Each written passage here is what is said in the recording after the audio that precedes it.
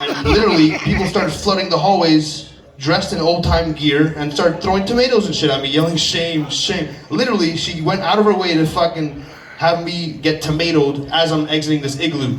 So I'm heading toward the snout of the igloo, or whatever the exit's called. I don't know what it's called, the shaft, the circumcision gone wrong, I don't know, whatever.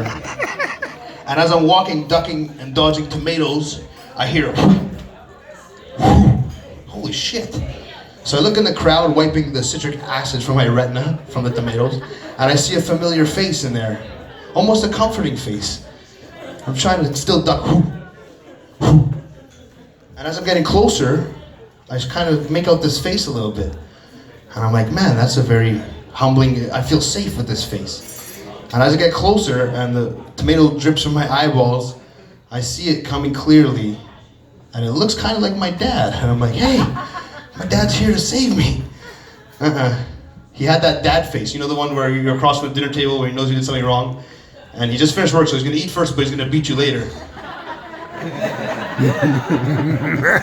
So he's having this face, and still I wasn't quite sure that if it was him or not. So the crowd is yelling, "Shame, shame." And as I got closer to the comforting face, I knew it was my dad because he's yelling at me, "Shave, shave, Dennis." I'm like, what? That's not even what they're saying, bro. Kill Maldit, he didn't shave his face before he got tomatoed. Like it'd make a difference. But anyways, it's a fundraiser tonight for the St. Amant Center. Thank you all for coming. Great cause. Yeah, make some noise. I worked in the school division actually with special needs kids, so it's close to my heart. And it's a very good cause for putting it on the port, and Joe and everybody helping out is awesome.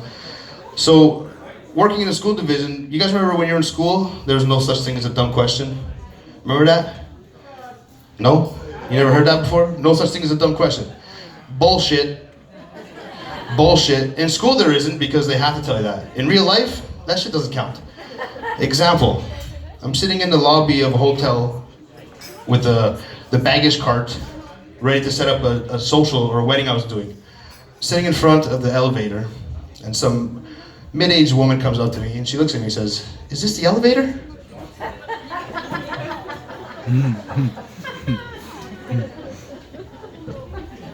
Like, can you explain to me how many doors you've seen that open from the middle and has two buttons? I want you to tell me where you've seen doors that look like this. What the fuck do you think's happening? People are walking in there and just disappearing? Like, what the hell? Is this the elevator? Well, most likely it's the elevator. I mean, other than the door, it's not an episode of Star Trek. Come on, this ain't fucking. That's not what it is. The other question that I had was, I was with a girl this summer, August, Winnipeg, August, 45 degrees outside, scorching hot. At like 5 o'clock, we're gonna go for dinner, right? 7 o'clock in the evening. She goes, "Do you think I need a jacket?" It's 45 degrees 3 hours ago. What the fuck you think happened in 3 hours to make it drop that much? Even if it dropped 20 degrees, it'd still be 25 degrees outside. I think I'm gonna be chilly. And I'm like, after this posters about the comic show, people try to fuck with me, you know, which is awesome. So as a gentleman, I asked her, "Are you fucking with me?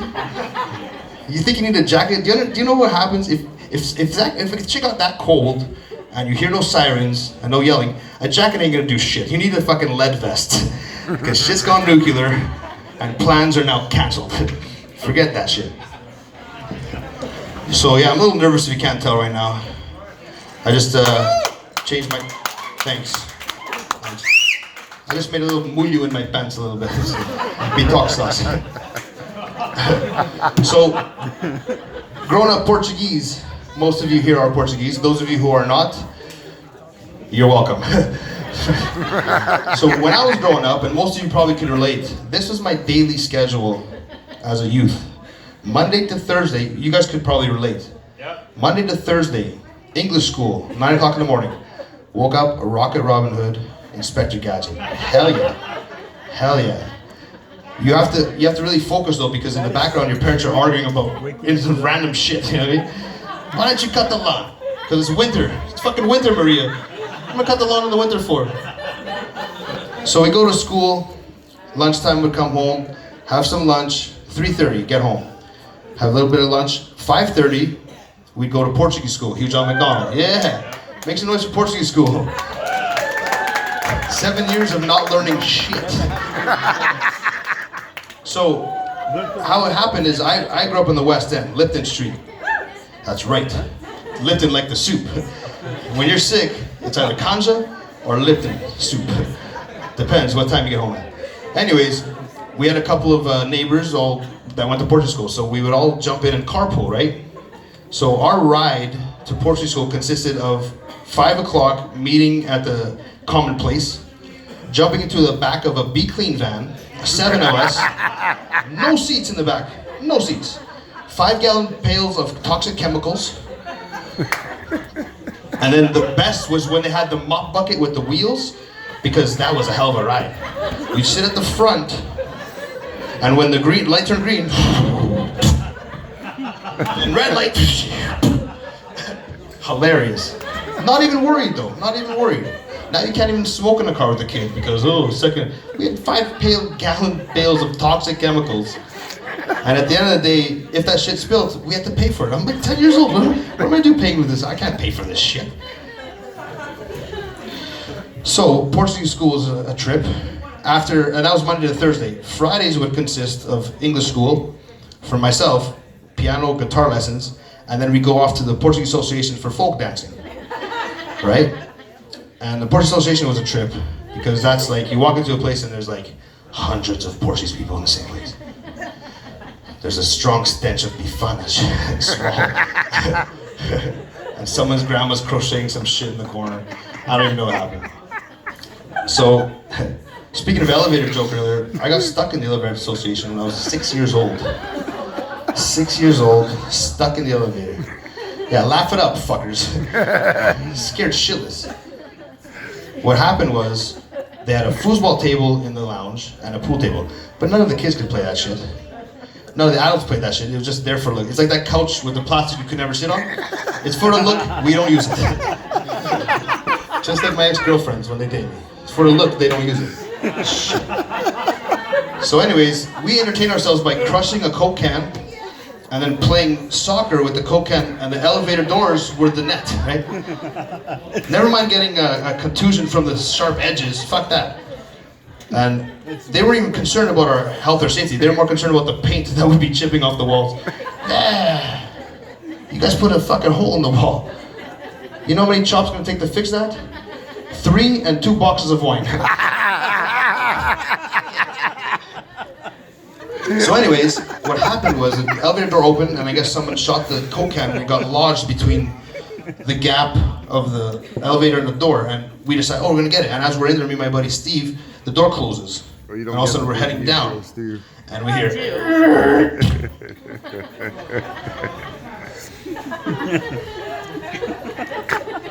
Was it a goal, or did it cross the line, or did that count? Because now we're whatever. So people were yelling at us through the elevator. Only after like 25 minutes, they didn't give a fuck, right? Like, we're missing a goalie. Where are they? Help! We're in the air. So eventually people start realizing, oh shit, these guys are stuck in there, right? So pure Portuguese construction, elevator, solid elevator. 98% done. The one part missing, the emergency telephone. We're like, oh, use the wires. We're like, what? We're trying to Morse code that. I need help. Don't tell my dad. I need help. Don't tell my dad. 6 hours, everybody. 6 hours later. 6 hours later. Saturday night. We were stuck 6 hours in the elevator. People were yelling, don't worry, Rescue 911's coming. Remember that show, Rescue 911, William Shatner? Rescue 911? And I'm like, wow, William Shatner's gonna come narrate my fucking, my rescue? That's awesome. Don't tell my dad. So, fire department, everybody's there trying to get us out. You know how I got out? It was 6 in the morning Saturday night. My dad, they're working on the main floor. My dad went to the basement, pulled Moses. He just grabbed the elevator doors and ripped them, because there's no way he was missing a grenade the next morning. Rips open these doors, and we hear this noise. As the doors open, the elevator, literally, like, we're like, oh my god. So 6 hours later, I'm 6, I'm exhausted, I'm scared. I'm waiting for William Shatner to tell me everything's gonna be okay. Motherfucker never showed up. Like, what the hell, man? Beam me up, Scotty. No. So the first thing I see, the doors open, almost like the shame walk, is my dad's face. And I'm like, I'm Glad to see you, but I know it's coming. Blushes. You know what blushes are? What are blushes? Is it a cookie or a smack? Is it a cookie or a smack? Because I'm confused as shit. My mom's like, "Guess what blushes? Sure." The hell? Where did that come from? Blushes? What the hell? That's like when you grow up in the house, Portuguese house, you're always walking in a defensive stance because you never know when a chinella's gonna come around the corner. Whoa! Chinella, whoa, shit! The other thing you learn quickly is wooden spoons are better than plastic because my mom broke one on my ass.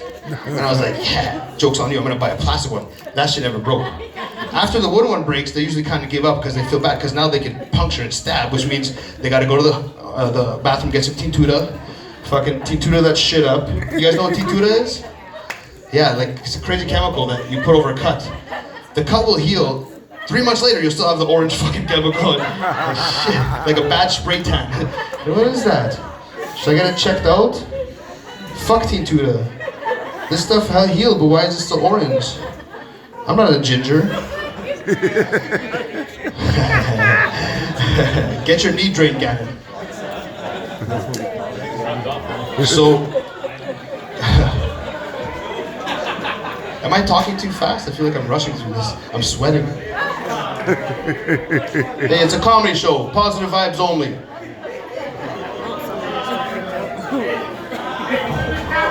Yeah, turn the camera over there. Sorry guys, I'm a little parched right now. Everybody cheers up for the Port Cafe for putting on a lovely venue, everybody. As I stall to see my cue cards. He was all stressed. I'm like, bro, man, don't worry about it. Okay, yeah, I forgot. That was Friday. So English school, music lessons, dancing. Saturday would be some youth group activity involved with the church or something, or soccer or something like that, right? We did a famine one time at the Portuguese church, 24-hour famine. And they thought it was a great idea to put a bunch of teenagers in the whole basement of the church and be like, hey, you guys starve for 24 hours, you'll raise some money, everybody's gonna be happy. 6 hours, we're like, fuck this. We're gonna order some pizza. Now we're honing back into our little defensive skills from home because we don't want to upset Jesus. God, okay, we're gonna order pizza to the back door, but we're gonna tell the pizza guy to meet us on the corner. Portuguese church located on Euclid and like the ghetto. It's in the ghetto. Okay?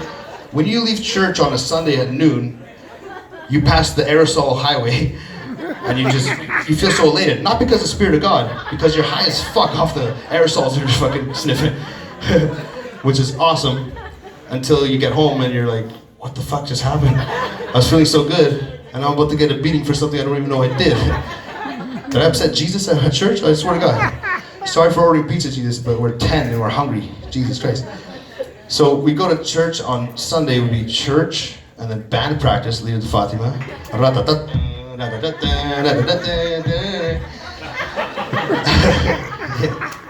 Sounds familiar, doesn't it? You know what's messed up is that, again, the location of the church is in the middle of Euclid and like, in the hood, you know. 9 o'clock in the morning on a Saturday morning, a bunch of Portuguese would line up on the fucking street and do a parade for some saint. And all you hear is marching band playing the same song 30 times over, but it sounds different because it's a different key. And as you're walking down the street holding these, like, I guess, I don't know what they are, relics. I was holding the cross one time and I sneezed. That shit dropped. I caught it in time, but when I looked to the side, I saw this. You know, Jesus, Denise, you're gonna get it. So as we're walking down the streets, we have all these people who are in their houses, and this is the hood. So you know that they barely just went to sleep, never mind.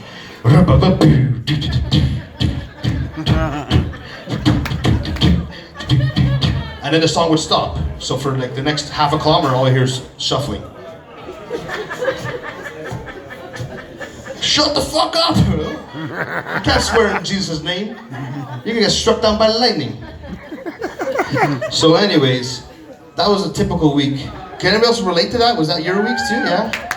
I go to school in the morning and they'd be like, did you finish your homework? What? No, I went to Portuguese school. I go to Portuguese school. Did you finish your homework? No. I went to English school. What the hell? So one of our carpool drivers was a friend of mine's dad. He used to drive a Pontiac Sunbird. Yeah, this is one of the one of the first recollections of all Pontiac Sunbird, a Chevette, or a Dodge Colt. And of course, there's a truck in there somewhere, but all trucks are the same. So this guy would pick us up in a Pontiac Sunbird 2-door, stuff 7 of us in there, and we'd be clamped. Dead of winter, his windows didn't work. He was a smoker, and he must have had he must have phlegm all the time, because he's always... We will rock you. Yeah. So instead of horking anywhere, what he would do was, and Sunbirds had the long door, there's 5 of us packed in the back, no seatbelts, and he'd 60 miles an hour open the door, and then wait in case there was a backup. You know what I mean? There's a first initial, then there might have been a backup. So there's like half a block of the door wide open. This guy's spinning out the door, and the worst place was being the seat behind the driver's seat, because if it's a windy day, fucking get the blowback. Oh God, what the hell is this guy doing? Am I gonna catch something from this? What? The same guy, in fact, during English school,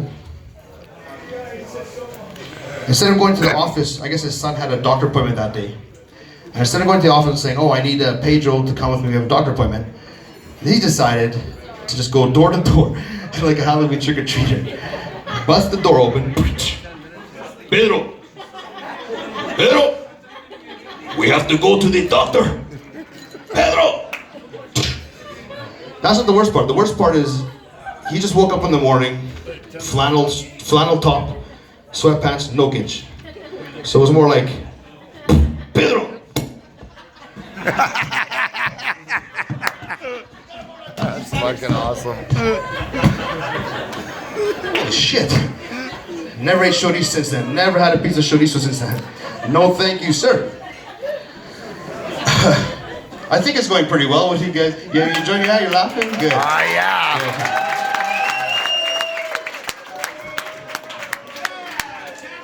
Just kidding.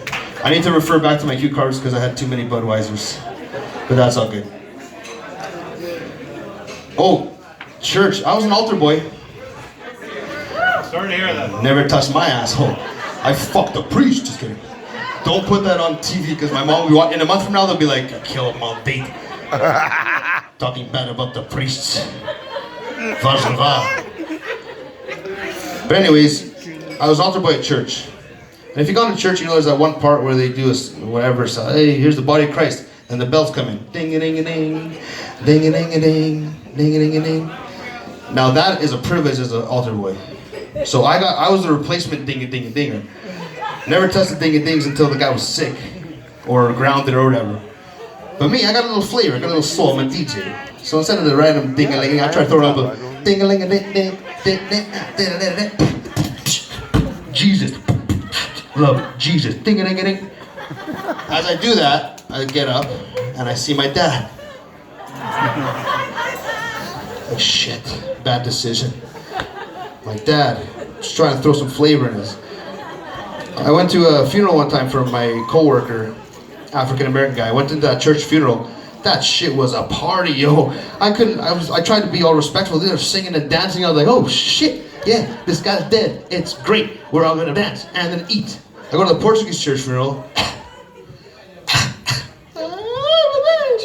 Now let's wait for 600 people to shake my hand and say they're sorry. But there's refreshments in the basement. RC Cola because we're on a budget though. Can't afford that good shit. Oh God. Oh God. One time my older brother, I love him but he's an asshole. He used to use me because I was really involved in the community. So he'd be like, oh, I'm gonna take Dennis to the church for Miss Teen Portugal. I'm like, hell yeah, we are. He had a new Camaro. Oh yeah. Drop me off and he'd go fuck off with his buddies. Awesome. 2 in the morning, Miss Teen Portugal's over. Everybody's leaving the church. And I'm by myself outside till 6 o'clock in the morning. God damn. There's no more aerosols for me to sniff, so I wasn't even high. It's brutal. But there was the one guy, you guys remember, he had the hook hand. He had the hook hand. It was like a scream. So I'm hiding in the bushes, wondering, oh God, at least I'm at a church. What can go wrong at a church? A lot of shit can go wrong at a church, ladies and gentlemen. Lots of shit go wrong. Someone shot a bow and arrow at me. What the fuck is that? A bow and arrow? That shit hasn't happened since 1600s. But really, it was just a tree branch that snapped off because I was hiding. And every time I saw a pair of headlights, I was like, my brother's here. Nope, back to the bush. Shit. I tried to blend in with my environment by rubbing dirt on my face, like the Predator. And I got kind of chilly, so I had to do it, guys. I pissed my pants just to keep warm. And the worst part, when after Kels picked me up, my mom was more upset that I had a pee stain in my pants. It's like, shit. But I couldn't rat my brother out, because that's your brother, right? So I have 2 brothers, younger and older. 10 out of 10? Okay. We were growing up, you know, we have older brothers, but we got a lot of beatings. We got a lot of beatings from my dad. Which is not bad because, you know, I mean, nowadays I think, I'll say it, kids need to get beat, yo. Kids need to get beat. Go outside. Yeah, that's right. Don't make fun of your brother. Clean your shoes. You're really into it. Anyways, the one time when we knew we were safe, when Three's Company was on, because that was my dad's favorite show. Come on, knock on my door. We'll be waiting for you. Every time that song came on, me and my brothers, we'd have a victory dance. Yeah, Dad's happy. We ain't getting beat tonight. We ain't getting beat tonight. Jack Tripper. Oh, yeah, love Jack Tripper. Now there's a big demographic between me and my younger brother and my older brother. So Chris was there watching the company just because it was a good time, hanging out with their brothers up late. I was there, I was glad I'm not gonna get beat. Kelsey was there because there's like, you know, braless fucking girls with hard nipples. He's like, yeah, Three's Company's the shit. My dad had no idea what Three's Company was all about, but he liked Jack Tripper. So my dad had this like epiphany one time. And I'll tell you exactly when it happened. Don't make me laugh, this is serious, okay? My dad's sitting there, watching Three's Company. We just finished our celebratory dance. Like, yeah, no beating, no beating. Mom, you got chocolate milk? No, it's okay, no beating, no beating. So my dad's sitting there, and out of nowhere, his name is Jack Tripper. He trips all the time. Blew his fucking mind. And at that exact moment, that's when he came up with the dad word. Everybody has a dad word. Your dad has made up a word your whole life, and then he uses it in random situations, and you know what that word is. This is my dad's moment. His name's Jack Tripper. He trips all the time. What a yuck dumb bugaloo. A yuck dumb bugaloo. That was my dad's word. My whole life. That's a 4-syllable fucking banger word. Yuck dumb bugaloo. No idea what it means, but he used it in so many different references. Our first Bomber game we went to, my dad had no clue what the Bombers were. Sitting there watching the game. Dad, I don't understand. One guy takes the shit, gives the other guy the shit, he throws the shit, he casts the shit, the other guys want the shit, they hit him. What a bunch of yuck dumb bugaloos. What a bunch of yuck dumb bugaloos. And then he got up in the middle of the first quarter and just disappeared. I was like 10, me and my older brother. Where the fuck did Dad go? Sandwich, smoke, whatever. Third quarter, still not back. He just gave up. He's like, fuck this. So we're young, we're like, do we leave and get a beating for it? Do we stay and get a beating for it? So we decided, okay, we're just gonna go. We're gonna look for him and see if he's here. Nor to be found. We walk home. We get to my house. My dad's sitting there watching the fucking Bomber game on TV. Hey, they lost, huh? I'm like, what? You just made us walk from Polo Park to Lipton, which is actually safe back then, but to watch the Bomber game, you know what I mean? Yuck dumb bugaloos. You bunch of yuck dumb. Anyways, after that happened, my mom had some good one-liners too. I was 15, first time smoking some marijuana with my friends in the garage. She forgot her lunch, she comes home. She smells it. She looks at us and she says, "You stink far away. You make me want to throw out." What? You make me want to throw out. So random times in my life, this line, yuck dumb bugaloo and you stink far away would come up always randomly. I was in a play at school one time, and I thought I did a good job. I thought I did a good job. No, I did do a good job, but not for my parents. My dad says, before the play was over, I'm looking at the stands. One empty seat. I'm like, what?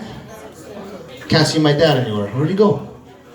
The play ends. I'm kind of waiting. I go outside. He left early to make sure he was the first in the car so we can leave quick. I'm like, you didn't even stay for the end? And then I get in trouble because I didn't know you did that, and you're mad at me for coming a little late. I could have got a ticket, malditas. Oh, shit. So anyways, my dad one time at Portuguese school got in trouble. He was wearing the same outfit as the other guy. Flannel shirt, no gauge sweat. Back then, the schools, you know, had a lot of hallways, so I'm sitting outside scared as shit because I know what's coming. That's coming, the face. And my dad's walking up and down the hallways, doesn't see me first, so this is all you see. And he sees me, he's beeline. And I'm like at that height too, so I'm like, oh God, Jesus Christ, Dad. You're gonna beat me more than you beat that thing right now. Shit. So the whole car ride home, awkward silence. I'm sitting on the passenger side looking out the window not to make direct eye contact with him. And he's driving over here. And you know what, okay, don't make me laugh again, I'm gonna be serious again. Quick glimpse. Quick glimpse. At this time, he's staring at me and I guess he cut some guy off pretty hard on Sherbrooke and Ellis. And this guy rips beside my dad and he starts fucking giving, ooh, mother, blah, blah, blah, this and that. My dad's stone face. So finally he looks over at the guy and the guy's yelling at my dad and my dad starts going. So the guy's wife, he's like, oh, he must be deaf. And the guy's like, oh, I'm sorry. My dad's like, that's okay, no problem. Left turn, gone. Hilarious. So that's just a little piece of being a Portuguese. Now, the other part that's hilarious too. This past summer I was able to take part in a pavilion in Portugal. I got to get up and dance and have a great time, whatever. And then after I realized, like, 17 years of all these dancing and performings, not once did I ever get a fucking royalty check for putting on these shows. What the hell, man? Someone's got to pay me to do this. I don't even pay taxes, people aren't paying attention. I'm trying to dance, pulling hamstrings, going to work next day pretending I falsely on compensation. I should have said that because it's on TV, now I'm going to have to pay back taxes on shit. Can we cut that out of there? Fuck you, MPI. No one likes you anyways. Sorry. Drink break, guys. Last time I did this, I didn't even take a sip, if you haven't noticed. Parched lips. Where are you going, man?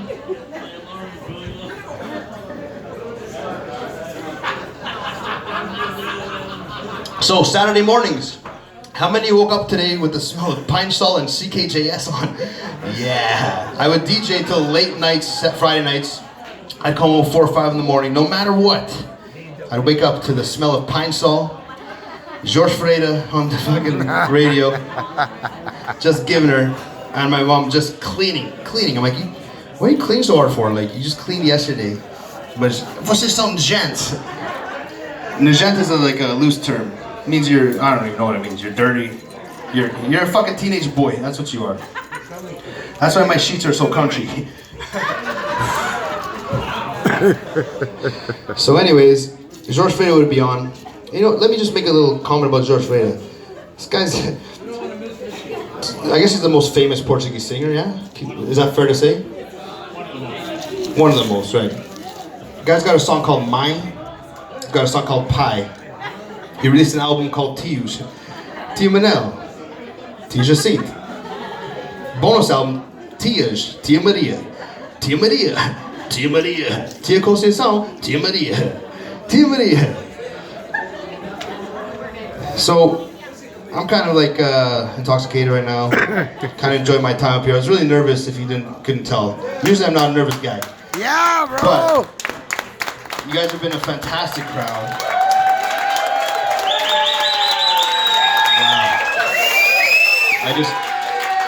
I just had a deja vu moment. I didn't sleep much this week, but when I did, I actually visioned this.